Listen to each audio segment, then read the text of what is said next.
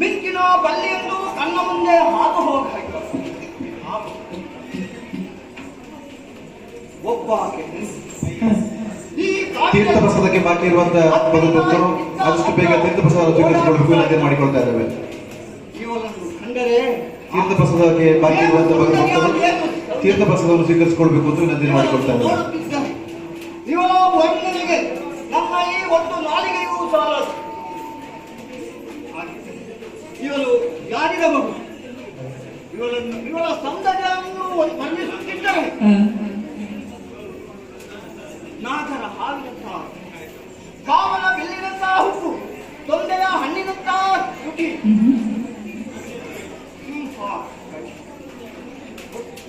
ಒಟ್ಟಾರೆಯಾಗಿ ಹೇಳುವುದಿದ್ದರೆ ಇವಳ ಸೌಂದರ್ಯಕ್ಕೆ ಸಾಟಿಯಾಗುವುದಿಲ್ಲ.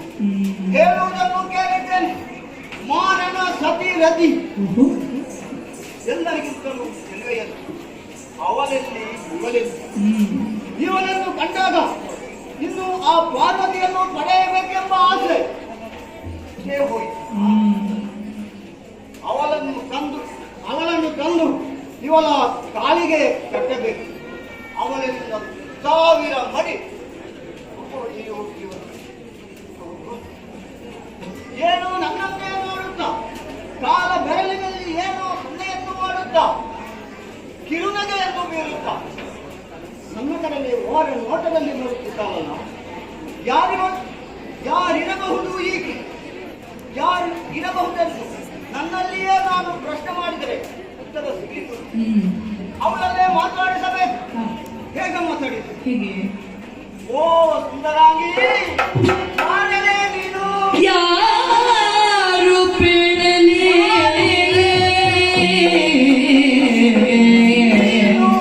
ಯಾರು ಪೇಳಲಿ ನಾರಿ ವೈಯಾರಿ ಯಾರು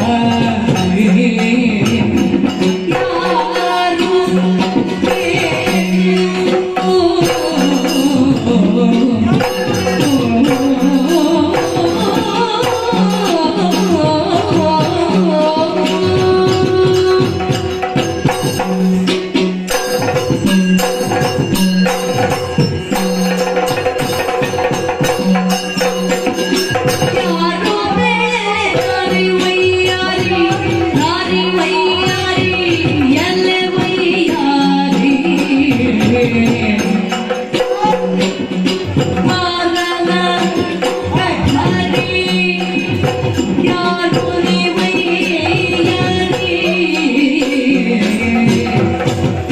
ನೀರಲ್ಲವೇ ನಿನಗೆ ಬೇಳೆ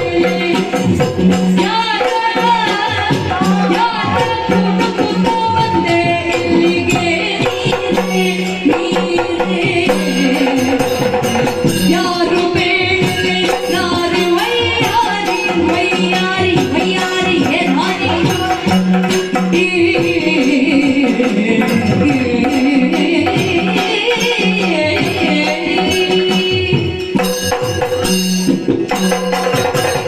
ಯಾರು ಬೇಳೆ ನಾರಿ ಓ ಸುಂದರಾಗಿ ಇಲ್ಲಿ ನೋಡು, ನನ್ನನ್ನೇ ಒಮ್ಮೆ ನೋಡು.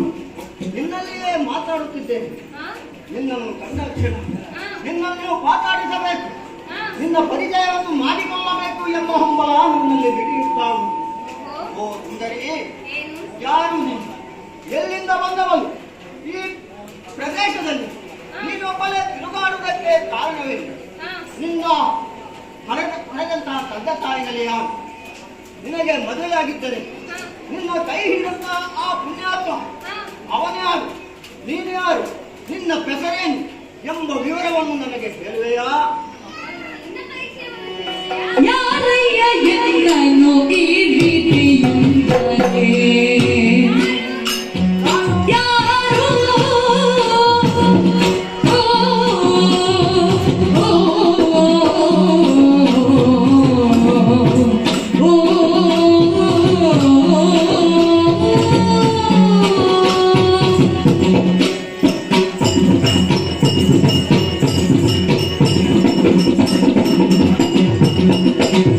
ಯಾರಯ್ಯ ಎನ್ನನು ಈ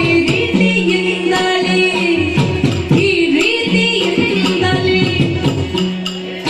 ಕೇಳುವೆ ಕಾರಣವೇನು ಕೇಳುವೆ ಕಾರಣ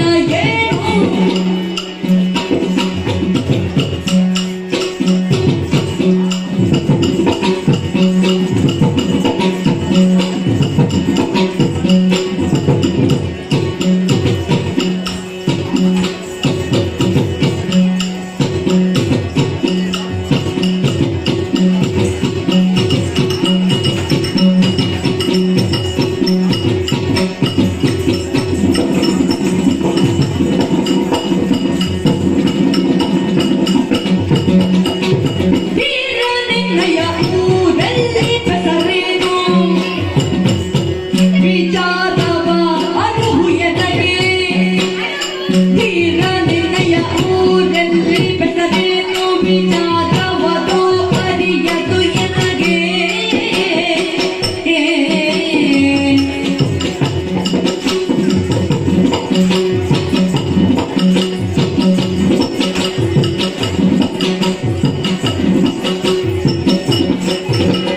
ಯಾರಯ್ಯ ಎನ್ನನು ಈ ರೀತಿಯಿಂದಲೇ ಕೇಳುವೆ ಕಾರಣವೇನು ಕನರಿಯೇ ಯಾರಯ್ಯ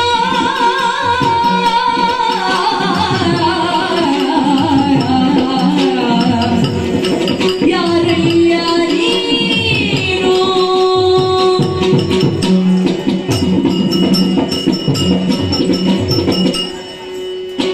ಎಲ್ಲರಲ್ಲಿಯೂ ಪರಿಚಯ ಹೇಳುವವಳು ನಾನಲ್ಲ. ನನ್ನಲ್ಲಿ ಪರಿಚಯವನ್ನು ಕೇಳುವವರಿಗೆ ಅರ್ಹತೆ ಬೇಕು.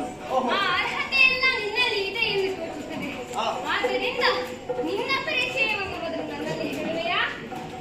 ಸಿಕ್ಕಿದ ಸಿಕ್ಕವರಲ್ಲಿ ಪರಿಚಯ ಹೇಳಿಕೊಳ್ಳುವುದು ನಾರಿಯರ ಸ್ವಭಾವ ಅಲ್ಲ, ಸರಿಯಾದ ವಿಚಾರ. ಹಾ, ಆದರೆ ನಾನೇನು ಸಾಮಾನ್ಯನಲ್ಲ. ಮತ್ತೆ ಕೈಲಾಸ ವಾಸಿಯಾದಂತಹ ಪರಮೇಶ್ವರ, ಹಾ, ಆತನ ಮಗನೇ ನಾನು. ಹಾ. ನನ್ನ ಹೆಸರು ಭಸ್ಮಾಸುರನೆಂದು. ಓ, ಈಗ ನನ್ನ ಪರಿಚಯ ಆಯ್ತಲ್ಲ, ಹಾ. ನೀನು ಯಾರೆಂಬುದನ್ನು ಹೇಳು. ಕೇಳು ಭಸ್ಮಾಸುರ. ಏನು? ಅತಿ ಕುಲದಲ್ಲಿ ಪುಟ್ಟಿ ಗತಿಯ ಕಾಣದೆ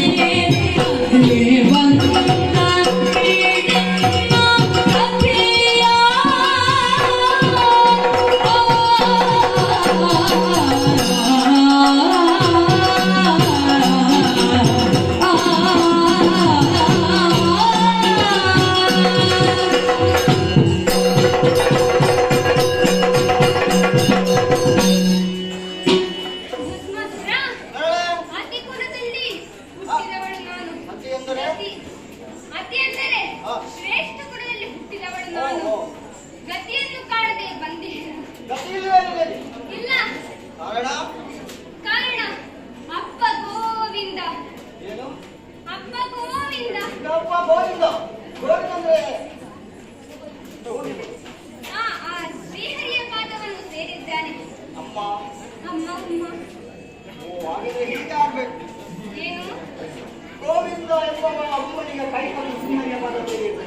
ಹಾಗೆ ಇಲ್ಲ. ಮತ್ತೆ ನಮ್ಮ ಆಡು ಭಾಷೆಯಲ್ಲಿ ಹಾ. ಸುಗಮ ಎಂದರೆ ಗೊತ್ತಿಲ್ಲ ಎಂದರ್ಥ. ಓಹೋ. ಅನಾಥ ಶಿಶುವಾಗಿ ಬೆಳೆದೆ. ಆದರೆ ನಮ್ಮ ಊರಿನವರೆಲ್ಲ ಒಳ್ಳೆಯವರು. ನನ್ನನ್ನು ಚೆನ್ನಾಗಿ ಸಾಕಿದರು. ನಾನು ಅತ್ತೆ ಸಾಕಿದ ಮಗಳು. ಹಾ.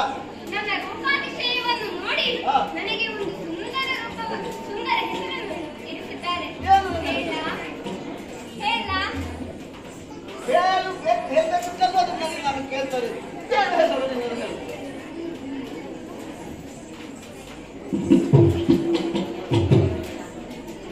ನಿಮಗೇನು ಕಿವಿ ಸರಿ ಒಳ್ಳೆ ಕಥೆ ಆಯ್ತು.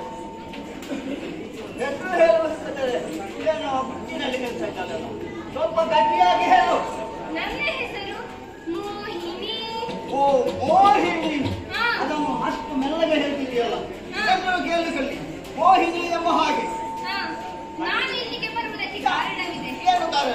ಪ್ರಾಯಪ್ರಬುದ್ಧಳಾದ ನಾನು ಹಾ. ಕಥೆಯನ್ನು ಅರಿಸಿಕೊಂಡು ಹಾ. ಇಲ್ಲಿಯನ್ನ ತೊಳೆದು ಬಳಲುತ್ತಾ ಇದ್ದೇನೆ. ಹಾ. ಮೊದಲು ನನ್ನ ಊರಿನವರು ಸಾಲಾಗಿ ನಿಂತರು. ಹಾ.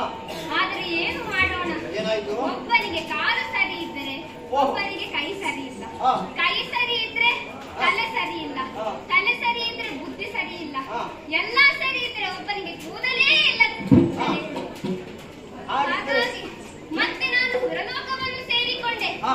ಅಲ್ಲಿ ಚಂದದವರು ಇದ್ದರು. ಹಾ. ಆದರೆ ಏನಾಯ್ತು? ಅವರನ್ನ ಬಿಡುಗಣ್ಣರು. ಓಹ್. ಅವರು ನನಗೆ ಸರಿ ಎಂದು ಅನಿಸಲಿಲ್ಲ. ಏನು? ಮತ್ತೆ ನಾನು ಪಾತಾಳಕ್ಕೆ ಹೋದೆ. ಏನಾಯ್ತು? ಎಲ್ಲ ಚಂದ ಚಂದ ಚಂದ. ಆದರೆ ಏನು ಮಾಡೋಣ? ಏನು? ಗಂಡನ ಕೆಳಗೆ ಬಲವೇ ಇಲ್ಲ. ಓಹ್. ಆದ್ದರಿಂದ ಈ ಕಾರಣದಲ್ಲಿ ತೊಡಲಿ ಬಳುತ್ತಾ ಪತಿಯನ್ನು ಅರಿಸಿಕೊಂಡು ಬರುತ್ತಿದ್ದೇನೆ. ಹಾ. ಇನ್ನು ನಾನು ತೆರಳುತ್ತೇನೆ. ಶಶಿವದನೆಯೇ ಗುಣಮಣಿಯೇ ಶಶಿವದನೆ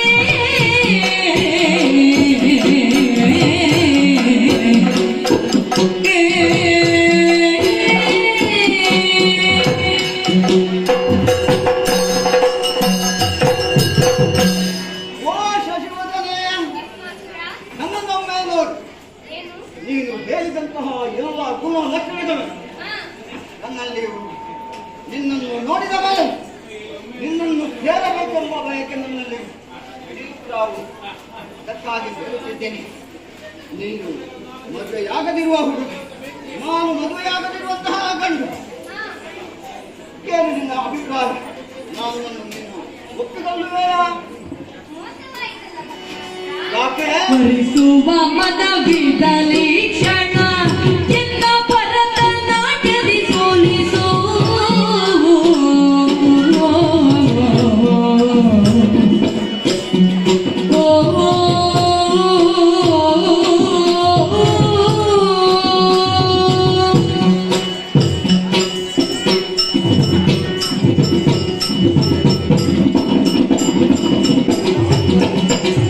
ಹರಿಸುವ ಮನವಿದಲಿ ಕ್ಷಣ ಎನ್ನ ಭರತನಾಟ್ಯದಿ ಸೋಲಿಸು.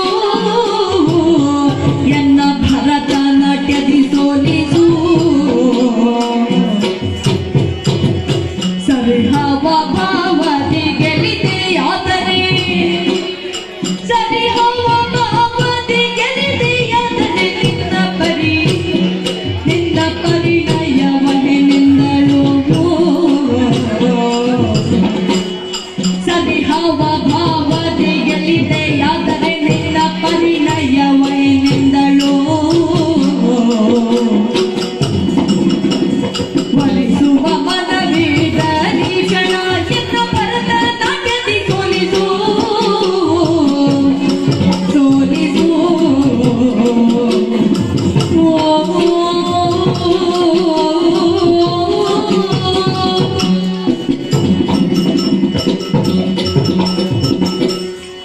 ನಿನಗೆ ವರಿಸುವ ಮನವಿದ್ದರೆ ನಾನೊಂದು ವಾರಿದೆಲೆಯ ಕಂಠಾಹ್ವಾನವನ್ನು ಮಾಡಿದ್ದೇನೆ. ನೀನು ಸರಿ ಕೇಳು.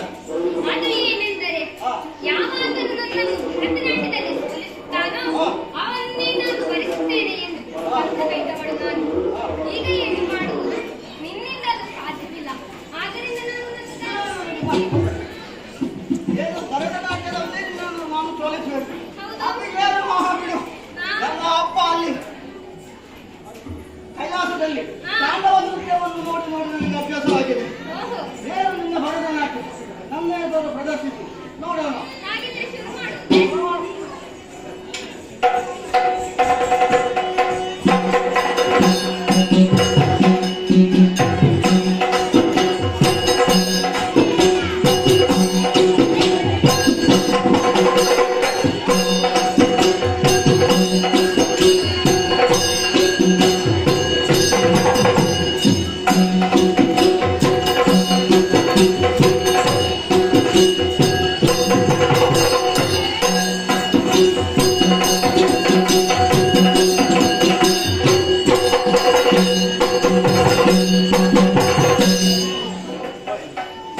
ಇದು ಕಾಗೆ ಕೆಟ್ಟಿದ್ದು ಈಗ ಬೇರೆ.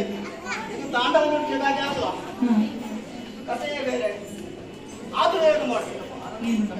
ಅವನನ್ನು ಬಯಕೆಯಾಗಿ ಪ್ರಯತ್ನವನ್ನು ಮುಂದುವರಿಸಬೇಕು. ಓ ಸುಂದರಿ, ಏನು? ಆಗುದಿಲ್ವಾ ನಿನಗೆ? ಆಗುತ್ತಿಲ್ಲ ಅಂತ ಅಲ್ಲ, ಸ್ವಲ್ಪ ಮಾಡುವ ಪ್ರಯತ್ನವನ್ನು ಆಗ್ತದೆ ನೋಡು.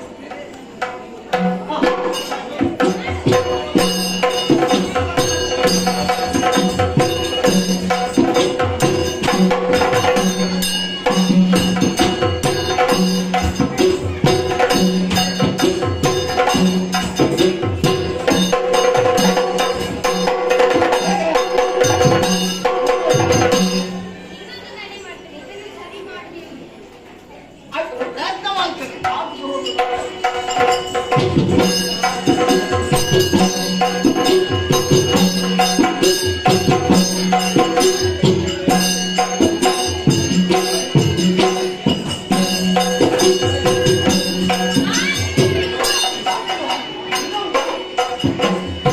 ಅಂತೆ ಆಯ್ತಲ್ಲ.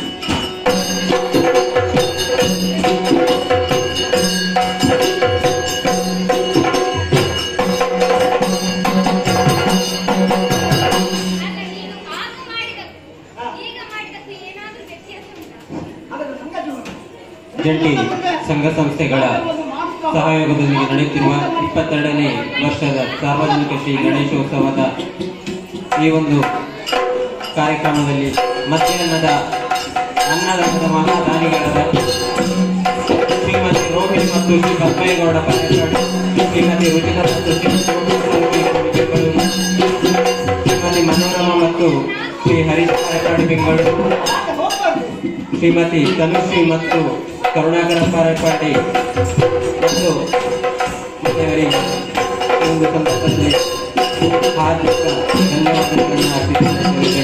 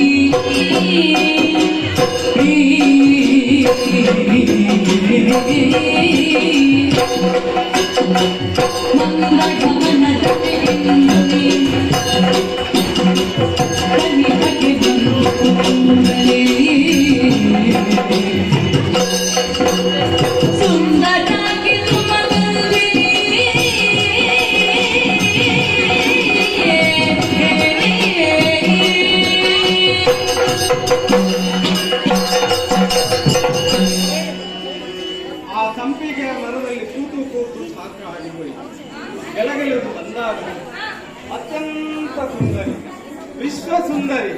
ನಿನ್ನನ್ನು ಕಂಡಾಗ ಮೋಹಿಸದವ ಪುರುಷನೇ ಅಲ್ಲ. ನಿನ್ನನ್ನು ಮೋಹಿಸಬೇಕೆಂಬ ಮನದಾಸೆಯನ್ನು ನಿನ್ನ ಮುಂದೆ ಇಟ್ಟಿದ್ದೇನೆ. ಏನು ನಿನ್ನ ಅಭಿಪ್ರಾಯ? ಬೇಡ ಬಿಡಲೇ ಶಿವನೇ